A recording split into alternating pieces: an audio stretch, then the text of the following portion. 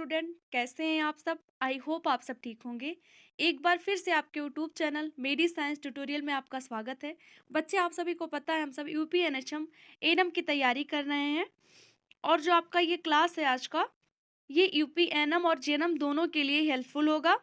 बच्चे, आपके पास टाइम बिल्कुल भी नहीं है, आप लोग अपनी तैयारी करते रहिए। आपको हम मैक्सिमम क्वेश्चन सॉल्व करवाएंगे, जहां से आपको एग्जाम में क्वेश्चन जरूर देखने को मिलेंगे। तो चलिए देरी ना करते हुए अपने क्लास को स्टार्ट करते हैं। आज का जो हमारा पहला क्वेश्चन दिया हुआ है बच्चे, वो दिया हुआ है प्रधानमंत्री आरोग्य योजना किस वर्ष आरंभ की गई थी। अब आपको ये बताना है कि प्रधानमंत्री आरोग्य योजना किस वर्ष आरंभ की गई। इसको ऑप्शन दिया हुआ है 2021, 2020, 2018 या फिर 2019। तो इस क्वेश्चन के अगर हम राइट आंसर की बात करेंगे बच्चे, तो आपका यहाँ पर ऑप्शन सी सही हो जाता है। ये बाय मिस्टेक हो गया है, ऑप्शन में थोड़ा प्रॉब्लम, तो ये आपको ऑप्शन डी है। तो आप अगर इसकी बात करेंगे तो आपको ऑप्शन सी सही हो जाता है। 2018 में प्रधानमंत्री आरोग्य योजना प्रारंभ की गई थी। चलिए नेक्स्ट क्वेश्चन पर आ जाते हैं। अगला क्वेश्चन दिया हुआ है बच्चे, स्पुतनिक 5 किस देश द्वारा विकसित कोविड-19 वैक्सीन है। अब आपको ये बताना है कि जो स्पुतनिक 5 है वो किस देश द्वारा विकसित किया गया था कोविड-19 का वैक्सीन। तो इसको ऑप्शन दिया हुआ है अमेरिका, चीन, रूस या फिर ब्रिटेन। तो इस क्वेश्चन के अगर राइट आंसर की बात करते हैं तो आपका यहाँ पर ऑप्शन सी सही हो जाता है बच्चे। रूस के द्वारा स्पुतनिक 5 वैक्सीन का निर्माण किया गया था। चलिए अगले क्वेश्चन पर आते हैं। अगला क्वेश्चन आपका दिया हुआ है बच्चे,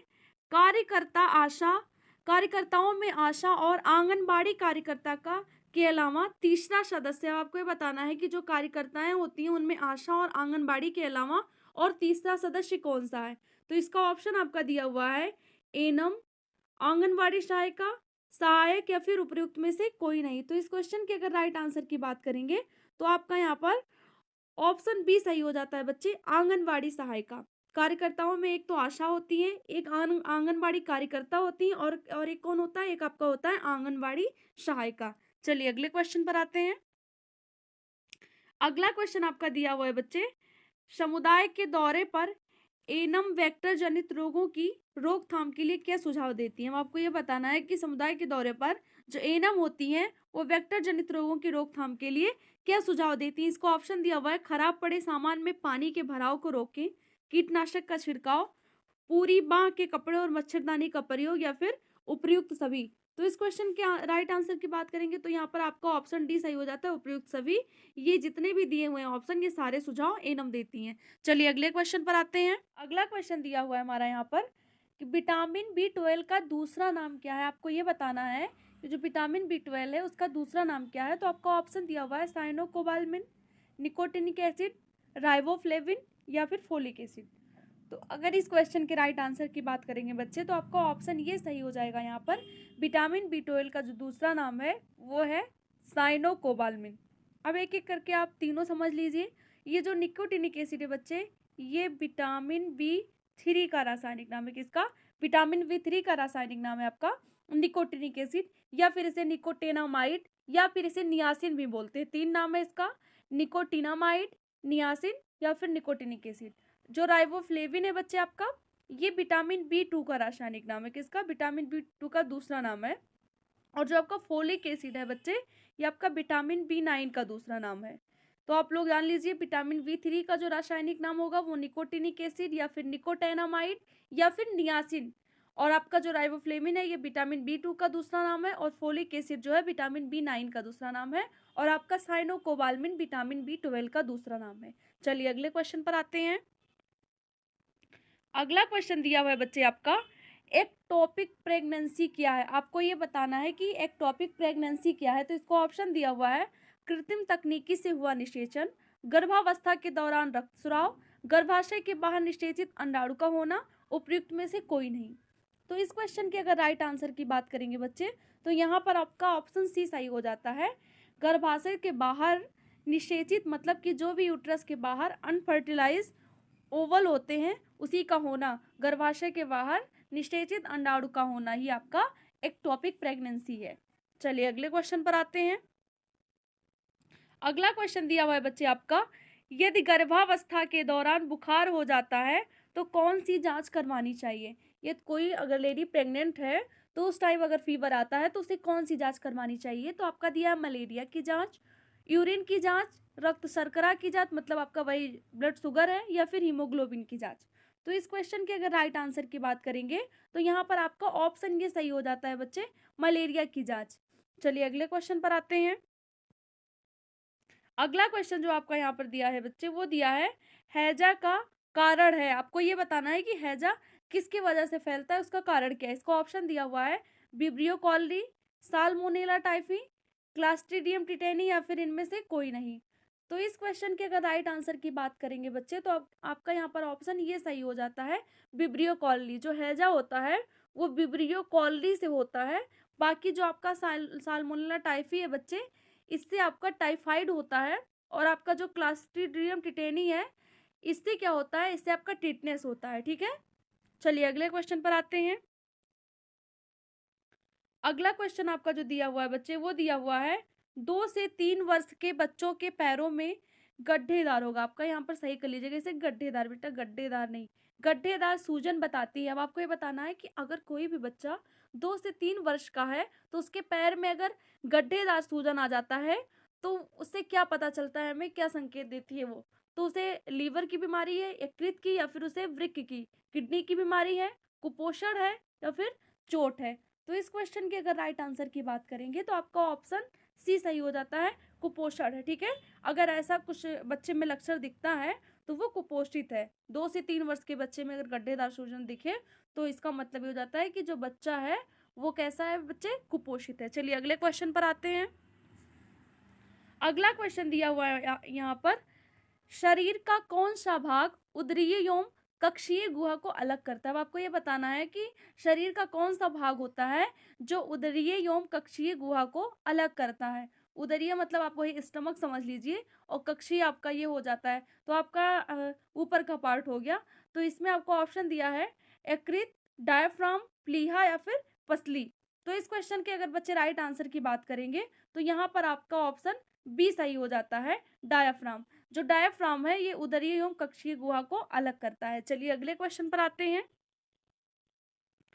अगला क्वेश्चन दिया हुआ है बच्चे आपका यहाँ पर, पीएचसी स्तर पर स्वास्थ्य टीम का नेतृत्व करता है। आपको ये बताना है कि जो पीएचसी होता है वहां पर स्वास्थ्य टीम का नेतृत्व कौन करता है। इसका ऑप्शन दिया हुआ है चिकित्सा अधिकारी प्रभारी, मेल नर्स ग्रेड द्वितीय, सैनिटरी इंस्पेक्टर, या फिर नर्सिंग अधीक्षक।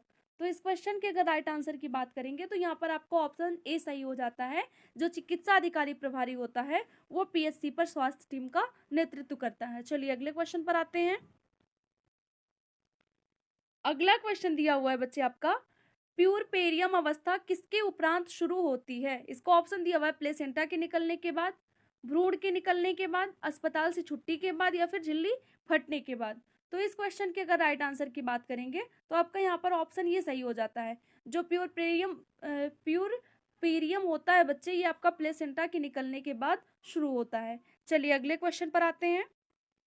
अगला क्वेश्चन आपका दिया हुआ है, वार्षिक पैरासाइट दर संबंधित है। अब आपको बताना है जो वार्षिक पैरासाइट दर है वो किस बीमारी से संबंधित है, मलेरिया से, हेपेटाइटिस से, टाइफाइड से, या फिर टिंक फीवर से। तो इस क्वेश्चन के अगर राइट आंसर की बात करेंगे तो यहाँ पर आपका ऑप्शन ये सही हो जाता है, मलेरिया से। वार्षिक पैरासाइट दर जो है वो मलेरिया से संबंधित है। चलिए अगला क्वेश्चन देखते हैं।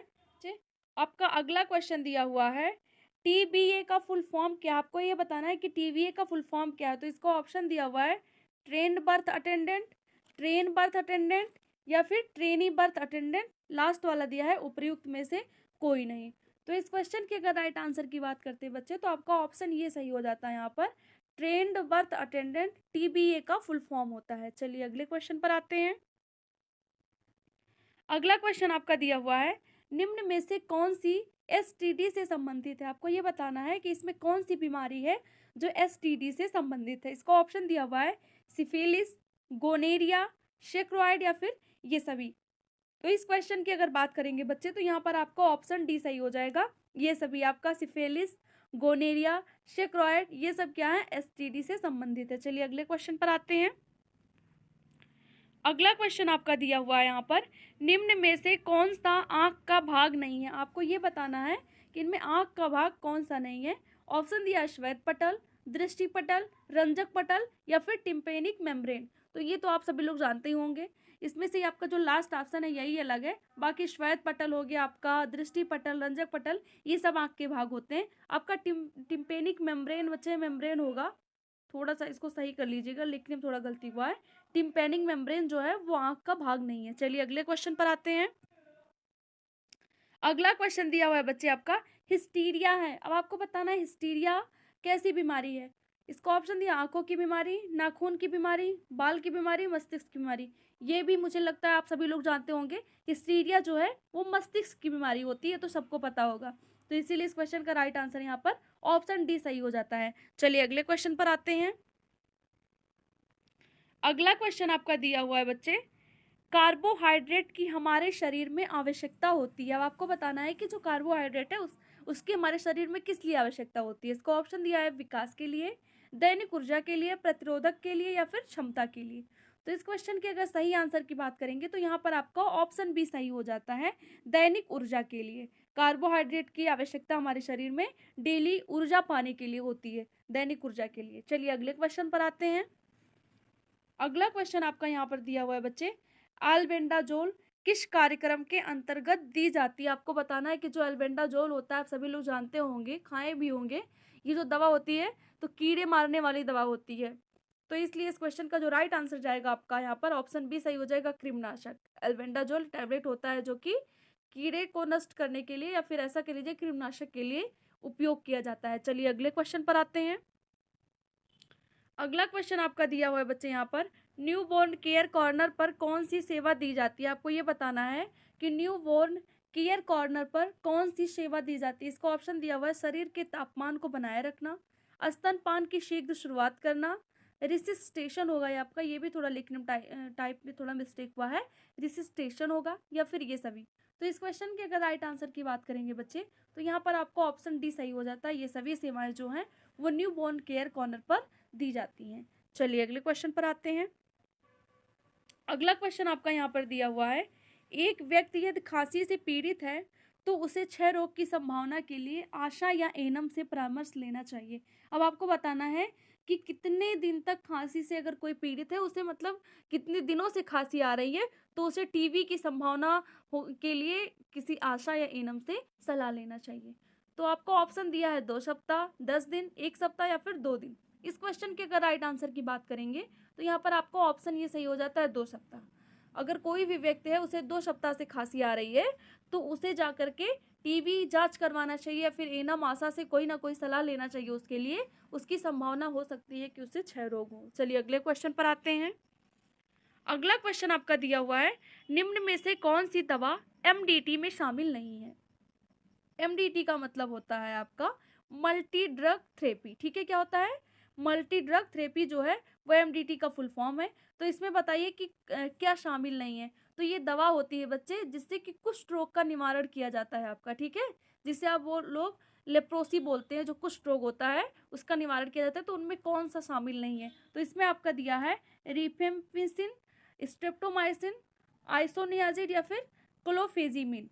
तो इस क्वेश्चन के अगर राइट आंसर की बात करेंगे तो यहाँ पर आपको ऑप्शन बी सही हो जाता है, क्योंकि स्ट्रेप्टोमाइसिन जो है वो एमडीटी में शामिल नहीं है। ये आप सभी को पता होगा, ये क्या है, ये क्षय रोग के लिए होता है, ठीक है, ये क्षय रोग के उपचार के लिए है। बाकी आपका जो ऑप्शन ये है, ऑप्शन सी है और डी है, ये सब किसके लिए, कुष्ठ रोग के लिए है, तो जो कि एमडीटी में शामिल है और एमडीटी के थ्रू कुष्ठ रोग का निवारण किया जाता है। चलिए अगले क्वेश्चन पर आते हैं। अगला क्वेश्चन दिया हुआ है यहाँ पर H1N1 वायरस के द्वारा कौन सा रोग होता है। आपका एक वायरस है उसका नाम है H1N1। अब आपको बताना है कि इस वायरस के द्वारा कौन सा रोग फैलता है। इसको ऑप्शन दिया हुआ है eye flu, bird flu, swine flu या फिर इनमें से कोई नहीं।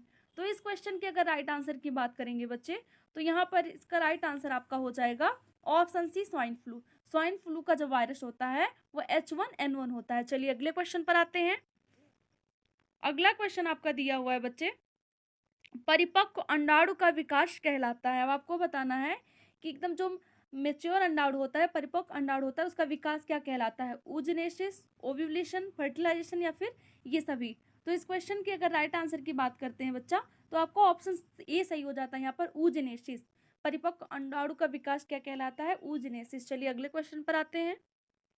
अगला क्वेश्चन आपका दिया हुआ है यहाँ पर, शिशु के शरीर पर सूक्ष्म बालों को क्या कहते हैं? कोई भी छोटा सा बेबी है, शिशु है, तो उसके शरीर पर जो छोटे छोटे से बाल रहते हैं उसे हम क्या कहते हैं? वर्निक्स केसिओसा कहते हैं, एमनियोन कहते हैं, कैरियोन कहते हैं, या फिर लेनुगो कहते हैं। तो इस क्वेश्चन के अगर राइट आंसर की बात करेंगे तो यहाँ पर आपका ऑप्शन डी सही हो जाता है, लेनुगो। क्या बोलते हैं शिशु के शरीर पर सूक्ष्म बाल को? लेनुगो बोलते हैं। चलिए अगले क्वेश्चन पर आते हैं। अगला क्वेश्चन आपका दिया हुआ है बच्चे, HIV संक्रमण में विंडो पीरियड होता है। अब आपको ये बताना है कि HIV संक्रमण अगर होता है तो उसमें विंडो पीरियड क्या होता है? 1 महीना, 2 महीना, 3 महीना या फिर 6 महीना? तो इस क्वेश्चन के अगर राइट आंसर की बात करते हैं तो यहाँ पर आपको ऑप्शन सी सही हो जाता है, 3 महीना। HIV संक्रमण का विंडो पीरियड कितना होता है? 3 महीना होता है। चलिए अगले क्वेश्चन पर आते हैं।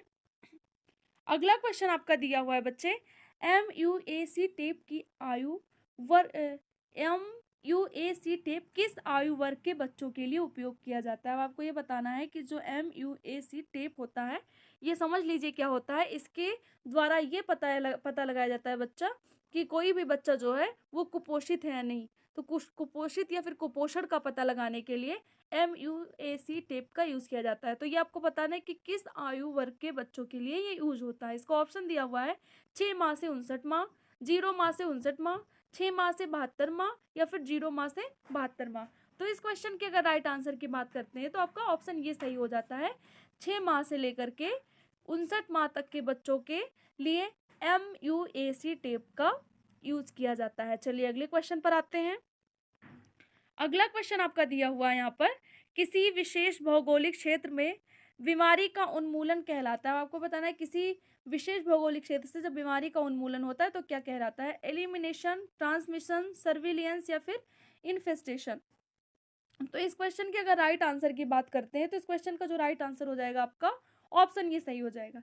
एलिमिनेशन का मतलब होता है पूर्ण रूप से किसी चीज को निष्कासित कर देना या फिर उसका विनाश कर देना, खत्म कर देना, वही आपका एलिमिनेशन होता है। चलिए अगले क्वेश्चन पर आते हैं। अगला क्वेश्चन दिया हुआ है बच्चे आपका, NHM सेवाओं के अंतर्गत निम्न में से कौन सा कार्यक्रम बाल स्वास्थ्य जांच एवं शीघ्र कार्यवाही से संबंधित है? आपको ये बताना है कि NHM सेवाएं जो होती हैं उसके अंतर्गत कौन सा कार्यक्रम है जो कि बाल स्वास्थ्य जांच के शीघ्र कार्यवाही से संबंधित है। इसका ऑप्शन दिया हुआ है RKSK, RBSK, NSSK या फिर JSSK। तो इस क्वेश्चन के अगर राइट आंसर की बात करेंगे तो आपको ऑप्शन बी सही हो जाता है, RBSK। RBSK जो है बच्चा, ये बाल स्वास्थ्य जांच और शीघ्र कार्यवाही से संबंधित है। इसमें क्या होता है कि 18 वर्ष तक के सभी बच्चों की जांच की जाती है, ठीक है, कि जैसे वो कुपोषित, उनमें कुपोषण न हो। तो ये क्या होता है, विद्यालयों में इलाज किया जाता है, जांच करवाया जाता है, या फिर आंगनबाड़ी केंद्र पर मोबाइल, समझ लीजिए कि मोबाइल टीम की सहायता से ये जांच की जाती है, मोबाइल टीम की सहायता से। तो आपका राइट आंसर ऑप्शन बी सही हो जाता है, RBSK। चलिए अगले क्वेश्चन पर आते हैं। अगला क्वेश्चन यहाँ पर दिया हुआ है आपका, निम्न में से कौन मच्छरों के नियंत्रण से संबंधित है? आपका ऑप्शन दिया है जॉगिंग, फॉगिंग, पौधारोपण या फिर फिशिंग। तो आपका ऑप्शन बी सही हो जाता है, फॉगिंग। मतलब फॉगिंग वही समझ लीजिए कि जो धुआं होता है, धुएं का छिड़काव होता है, वही आपका फॉगिंग है। तो उससे क्या होता है कि मच्छर के नियंत्रण से संबंधित है, उससे मच्छर को कंट्रोल किया जा सकता है, ठीक है, मतलब मच्छर के फैलाव को रोका जा सकता है फॉगिंग से। चलिए अगले क्वेश्चन पर आते हैं। अगला क्वेश्चन आपका दिया हुआ है, संपर्क द्वारा फैलने वाले रोग क्या कहलाते हैं? तो किसी के संपर्क में आने से पहले या किसी उसका कोई वाहक हो तो वो रोग क्या कहलाते हैं? आपको ये बताना है कि संपर्क द्वारा फैलने वाले रोग क्या कहलाते हैं। इसको ऑप्शन दिया है कम्युनिकेबल डिजीज यानी संक्रामक रोग, इन्फेक्शियस डिजीज, कंटेजियस डिजीज या फिर एपिडेमिक डिजीज। तो इस क्वेश्चन के अगर राइट आंसर की बात करेंगे बच्चे तो आपको ऑप्शन ये सही हो जाता है, संपर्क द्वारा फैलने वाले रोग कम्युनिकेबल या फिर संक्रामक रोग कहलाते हैं। चलिए अगले क्वेश्चन पर आते हैं। अगला क्वेश्चन दिया हुआ है बच्चे यहाँ पर, स्वास्थ्य विभाग के अंतर्गत ब्लॉक स्तर का अधिकारी है। आपको ये बताना है कि स्वास्थ्य विभाग के अंतर्गत ब्लॉक स्तर का जो अधिकारी होता है वो कौन होता है। इसका ऑप्शन दिया हुआ है CM&HO, BSEMO, BCMO अधीक्षक या फिर MO। तो इस क्वेश्चन के अगर राइट आंसर की बात करते हैं बच्चे तो यहाँ पर आपको ऑप्शन बी सही हो जाता है, BCMO जो होता है, BCMO बोलेंगे उसे, वो स्वास्थ्य विभाग के अंतर्गत ब्लॉक स्तर का अधिकारी होता है। चलिए अगले क्वेश्चन पर आते हैं। अगला क्वेश्चन दिया हुआ है आपका, बी डॉट स्पॉट किसकी कमी से होता है? जो बी डॉट स्पॉट है वो किस विटामिन की कमी से होता है? इसको ऑप्शन दिया हुआ है vitamin A, vitamin D, vitamin C या फिर विटामिन B12। तो इस क्वेश्चन के अगर राइट आंसर की बात करेंगे तो यहाँ पर आपका ऑप्शन ये सही हो जाता है, विटामिन ए की कमी से बी डॉट स्पॉट हो जाता है। चलिए अगले क्वेश्चन पर आते हैं। अगला क्वेश्चन दिया हुआ है बच्चे आपका, शिशु जन्म के कितने समय पश्चात विशिष्ट स्तनपान शुरू कर देनी चाहिए? आपका ऑप्शन दिया हुआ है 1 घंटे बाद, 3 घंटे बाद, 2 घंटे बाद या फिर इनमें से कोई नहीं। तो इस क्वेश्चन के राइट आंसर की बात करेंगे तो आपका यहाँ पर ऑप्शन डी सही जाता है, इनमें से कोई नहीं। चलिए अगले क्वेश्चन पर आते हैं। अगला क्वेश्चन दिया हुआ है बच्चे, 0 से 5 साल तक के बच्चों को विटामिन ए की कितनी खुराक देते हैं? अब आपको ये बताना है कि 0 से 5 साल तक के बच्चों को विटामिन ए की कितनी खुराक दी जाती है। तो इसको ऑप्शन दिया हुआ है 2, 5, 9 या फिर 6। तो इस क्वेश्चन के अगर राइट आंसर की बात करेंगे तो यहाँ पर आपका ऑप्शन सी सही हो जाता है, 9 खुराक देते हैं विटामिन ए की, जो कि 0 से लेकर के 5 साल तक का बच्चा होता है। चलिए अगले क्वेश्चन पर आते हैं। अगला क्वेश्चन दिया हुआ है बच्चे आपका, गर्भाशय के इवोल्यूशन से क्या आशय है? तो इसको ऑप्शन दिया हुआ है गर्भाशय का मूल्यांकन, गर्भाशय का ओव्यूलेशन, गर्भाशय का अपनी सामान्य अवस्था में वापस आना या फिर उपयुक्त में से कोई नहीं। तो इस क्वेश्चन के अगर राइट आंसर की बात करते हैं तो आपको ऑप्शन सी सही हो जाता है, यहाँ पर गर्भाशय का अपनी सामान्य अवस्था में वापस आना गर्भाशय का इवोल्यूशन कहलाता है। चलिए अगले क्वेश्चन पर आते हैं। अगला क्वेश्चन दिया है आपका, गर्भावस्था के दौरान महिला द्वारा प्रतिदिन ली जाने वाली अतिरिक्त किलो कैलोरी की मात्रा है। अब आपको ये बताना है कि प्रेगनेंसी के टाइम महिला द्वारा जो प्रतिदिन कैलोरी ली जाती है उसकी मात्रा कितनी है। तो इसको ऑप्शन दिया हुआ है 300 kilo calorie, 500 kilo calorie, 800 kilo calorie या फिर 1000 किलो कैलोरी। तो इस क्वेश्चन के अगर राइट आंसर की बात करेंगे तो यहाँ पर आपको ऑप्शन ये सही हो जाता है, 300 किलो कैलोरी प्रेगनेंसी के दौरान प्रतिदिन लेना चाहिए एक प्रेग्नेंट लेडी को। ठीक है, चलिए अगले क्वेश्चन पर आते हैं। अगला क्वेश्चन दिया हुआ है बच्चे आपका यहाँ पर, निम्न में से संक्रामक बीमारी, आपको बताना है कि जितने भी बीमारियां दी हुई हैं इसमें से संक्रामक बीमारी कौन सी है। आपका मधुमेह है, विफलता है, हृदय विफलता मतलब वही हार्ट अटैक, या फिर अस्थिभंग है, टिटनेस है। तो इस क्वेश्चन के अगर राइट आंसर की बात करेंगे तो आपका ऑप्शन डी सही हो जाता है, यहाँ पर टिटनेस जो है आपका संक्रामक बीमारी है, बाकी ये तीनों आपके संक्रामक बीमारी नहीं है। मतलब क्या है कि ये एक दूसरे किसी के, ना तो इसका कोई बैक्टीरिया वायरस होता है, ना ही ये एक दूसरे से किसी में फैलते, तो ना तो ये संक्रमण है ना फिर संक्रामक है। तो इसीलिए इस क्वेश्चन का राइट आंसर आपका ऑप्शन डी जाता है, टिटनेस। टिटनेस जो होता है वो क्लास्ट्रीडियम टिटेनी नामक बैक्टीरिया से होता है। हमने इससे पिछले वाले एक क्वेश्चन में आपको बताया भी है जहाँ पर हैजा वाला क्वेश्चन था। तो हैजा विब्रियो कॉलोनी नामक बैक्टीरिया से होता है और आपका जो टिटनेस होता है ये क्लास्ट्रीडियम टिटेनी नामक बैक्टीरिया से होता है। चलिए अगले क्वेश्चन पर आते हैं। अगला क्वेश्चन दिया हुआ है, कितने महीने की आयु में शिशु सोशल स्माइल देने लगता है? आपको ये बताना है कि कितने मंथ का शिशु हो जाता है तो सोशल स्माइल देने लगता है। इसको ऑप्शन दिया हुआ है 1 महीने, 2 महीने, 3 महीने या फिर 4 महीने। तो इस क्वेश्चन के अगर राइट आंसर की बात करेंगे तो यहाँ पर आपको ऑप्शन सी सही जाता है, 3 महीने। चलिए अगले क्वेश्चन पर आते हैं। अगला क्वेश्चन दिया हुआ, इंसुलिन हार्मोन का सिक्रेशन कौन सी ग्रंथि से होता है? आपको ये बताना है कि जो इंसुलिन हार्मोन है वो किस ग्रंथि से स्रावित होता है या फिर उसका सिक्रेशन होता है। तो इसको ऑप्शन दिया हुआ है adrenal gland, pituitary gland, pancreas gland, इसे अग्न्याशयी ग्रंथि भी बोलते हैं हिंदी में, या फिर हाइपोथैलेमस ग्रंथ। तो इस क्वेश्चन के राइट आंसर की बात करेंगे तो आपको ऑप्शन सी सही हो जाता है, पैंक्रियाज ग्लैंड या फिर अग्न्याशयी ग्रंथ। तो अग्न्याशय से ही इंसुलिन हार्मोन का सिक्रेशन होता है, आपका ऑप्शन सी सही है। चलिए अगले क्वेश्चन पर आते हैं। अगला क्वेश्चन आपका दिया हुआ है बच्चे, प्रोटीन का अच्छा स्रोत है। आपको ऑप्शन दिया हुआ है अंडा, केला, पालक या फिर आलू। तो इन ऑप्शन से आपको बताना है कि इसमें प्रोटीन का सबसे अच्छा स्रोत कौन सा है। तो आपको ऑप्शन ये यहाँ पर सही हो जाता है। लेकिन अगर हम बात करेंगे कि सबसे ज़्यादा प्रोटीन किस में पाया जाता है, तो आपका जो प्रोटीन होता है वो सबसे अधिक मात्रा में सोयाबीन में पाया जाता है बच्चे, उसके बाद में दालों में पाया जाता है, फिर आपका अंडे में पाया जाता है। ये जितने ऑप्शन है इनमें तो आपका अंडा ही सही होगा। लेकिन ऐसा आता है कि सबसे ज़्यादा प्रोटीन किस में पाया जाता है, उसमें अगर आपका सोयाबीन ऑप्शन है तो आप सोयाबीन को ही टिक करेंगे। चलिए अगले क्वेश्चन पर आते हैं। अगला क्वेश्चन आपका दिया हुआ है बच्चे, जन्म के समय BCG कितनी मात्रा में देना चाहिए? अब आपको ये बताना है कि जन्म के टाइम जो BCG का टीके का जो मात्रा होता है वैक्सीन का वो कितना देना चाहिए, तो कितनी BCG देनी चाहिए। तो इसको ऑप्शन दिया हुआ है 0.05 ml, 0.1 ml, 0.01 ml या फिर 0.02 ml। तो इस क्वेश्चन के अगर राइट आंसर की बात करेंगे तो आपका ऑप्शन ये सही हो जाता है, जन्म के समय 0.05 ml मतलब 0.05 मिलीलीटर VCG की मात्रा देनी चाहिए। चलिए अगले क्वेश्चन पर आते हैं। अगला क्वेश्चन आपका दिया हुआ है बच्चे, एनीमिया रोग का लक्षण है। आपको ये बताना है जो एनीमिया रोग होता है उसका लक्षण क्या है। इसका ऑप्शन दिया हुआ, भूख नहीं लगना, सांस लेने में कठिनाई, त्वचा का पीलापन, या फिर ये सभी। तो इस क्वेश्चन के अगर राइट आंसर की बात करेंगे तो आपका ऑप्शन सी सही हो जाता है। यहाँ पर सांस लेने में भी प्रॉब्लम होता है, भूख नहीं लगेगी, ब्लड क्योंकि कम हो जाता है एनीमिया में, और स्किन भी पीला पड़ जाता है। तो इसीलिए इस क्वेश्चन का राइट आंसर आपका ऑप्शन डी सही हो जाता है। चलिए अगले क्वेश्चन पर आते हैं। अगला क्वेश्चन दिया हुआ है बच्चे यहाँ पर आपका, एक गर्भवती महिला के किस बीमारी का पता लगाने के लिए एलिसा टेस्ट होता है। तो जो एलिसा टेस्ट होता है वो आप सभी लोग जानते होंगे, HIV के लिए किया जाता है। ठीक है, जो भी जिसके में मतलब जो भी व्यक्ति है या फिर प्रेगनेंसी के दौरान ले लीजिए कि जब टेस्ट करवाया जाता है तो HIV यानी एड्स के लिए या फिर HIV वायरस के लीजिए उसी के लिए एलिसा टेस्ट करवाया जाता है। इसीलिए इस क्वेश्चन का राइट आंसर आपका यहाँ पर ऑप्शन ये सही हो जाता है, HIV के लिए एलिसा टेस्ट किया जाता है। चलिए अगले क्वेश्चन पर आते हैं। अगला क्वेश्चन दिया हुआ है, रेबीज रोग का दूसरा नाम क्या है। आपको ये बताना है जो रेबीज रोग है उसका दूसरा नाम क्या होता है, ब्लैक ज्वर, स्ट्रीट ज्वर, हाइड्रोफोबिया या फिर पीत ज्वर।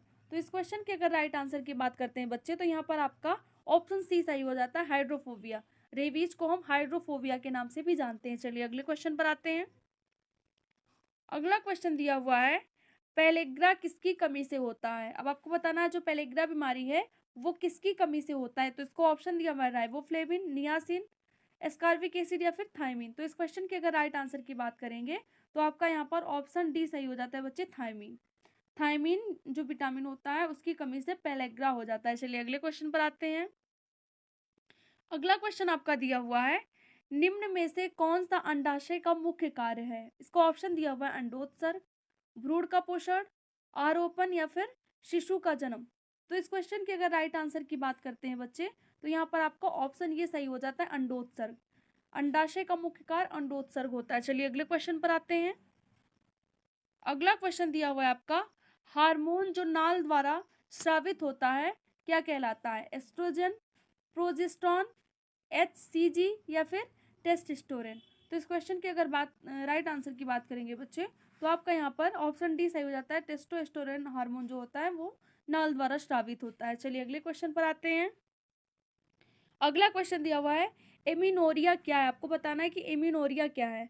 तो आपका मेनिस्ट्रेशन का बढ़ना, वही जो आपका पीरियड्स है तो उसी को मेनिस्ट्रेशन साइकिल भी बोलते हैं। तो मेनिस्ट्रेशन का बढ़ना, मेनिस्ट्रेशन की कमी, मेनिस्ट्रेशन का नहीं होना या फिर अनियमित मेनिस्ट्रेशन। इसका मतलब कि पीरियड्स का बढ़ना या फिर पीरियड्स की कमी या फिर पीरियड्स का बिल्कुल ना होना या फिर इरेगुलर होना कि टाइम से पीरियड्स का ना होना। तो एमिनोरिया का आपका अर्थ बताना है। तो इस क्वेश्चन के अगर राइट आंसर की बात करेंगे बच्चे तो आपका ऑप्शन सी सही हो जाता है। यहाँ पर पीरियड्स का नहीं होना ही क्या होता है, एमिनोरिया होता है। चलिए अगले क्वेश्चन पर आते हैं। अगला क्वेश्चन दिया हुआ है आपका, नवजात शिशु के शरीर का सामान्य तापमान होता है। आपको ये बताना है कि जो नवजात शिशु होता है, न्यूबॉर्न बेबी, उसके शरीर का जो टेम्परेचर होता है वो क्या होता है। तो यहाँ पर आपका ऑप्शन दिया है 35 डिग्री सेल्सियस से 35 डिग्री सेल्सियस से यहाँ पर आपका 36 कर लीजिएगा, इससे 36 डिग्री सेल्सियस, 36 डिग्री सेल्सियस से 37 डिग्री सेल्सियस, 37 डिग्री सेल्सियस से 38 डिग्री सेल्सियस या फिर 38 डिग्री सेल्सियस से 39 डिग्री सेल्सियस। तो इस क्वेश्चन के अगर राइट आंसर की बात करेंगे तो आपका ऑप्शन बी सही हो जाता है बच्चे, 36 डिग्री सेल्सियस से 37 डिग्री सेल्सियस जो होता है वो नवजात शिशु के शरीर का सामान्य तापमान होता है। तो बस बच्चे आज के लिए फिर इतना ही। आप लोग से एक बार फिर से कहेंगे, अगर वीडियो पसंद आया हो तो वीडियो को लाइक करिएगा और अपने दोस्तों में ज़्यादा से ज़्यादा दोस्तों में शेयर करिए जिससे वो अपनी तैयारी बेहतरीन तरीके से कर सके और आप लोग निश्चित ही सफल होंगे अगर आप लोग पूरी शिद्दत से पढ़ाई करेंगे। तो मिलते हैं फिर अगली क्लास में, तब तक के लिए धन्यवाद।